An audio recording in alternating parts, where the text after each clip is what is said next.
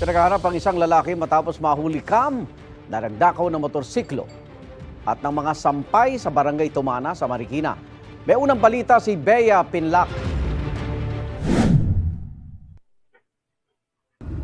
Tila naghahabol ang lalaking yan na hindi mabasa ng ambon ang mga sinampay sa barangay Tumana, Marikina, Martes ng madaling araw. Pero ang mga damit, hindi naman pala kanya, kundi ninakaw niya. Maya-maya, may tulak-tulak na siyang motor. Itinabi niya muna ito habang panay ang tingin sa paligid.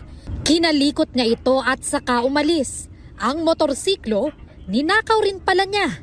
Tinitignan niya yung mga motor dito, kinakalikot niya. Tapos yung sa akin, ayun po yung talagang niya po, tinarget na tanggalin. Ang pagkatanda ko po, nailak ko po. Di ko lang siguradong talagang nailak ko siya kasi manubela lang po yung linalak ko dun. Bandang alas 7 na ng umaga nang mapansin ng may-ari na wala na ang kanyang motor.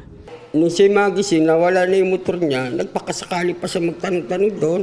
Tapos kinuha pa niya yung copy ng CCTV. Yung kanya, nakalimutan niya yung padlock. Siguro sa pagod niya dahil galing pa raw siya ng work.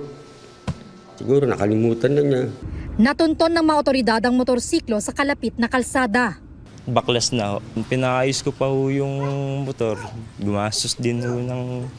Yung anak ko, hindi ko natin sa school. Tapos pinaayos ko pa ho yung motor ko. Di rin ho na ako nakapasok sa trabaho. Yun po yung sobrang sakit ho sa ulo. Perwisyo sobra.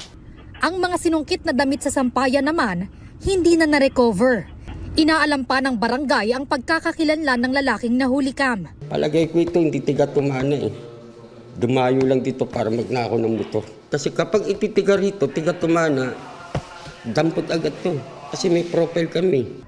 Ito ang unang balita. Bea Pinlac para sa GMA Integrated News. Igan, mauna ka sa mga balita, mag-subscribe na sa GMA Integrated News sa YouTube para sa iba't ibang ulat sa ating bansa.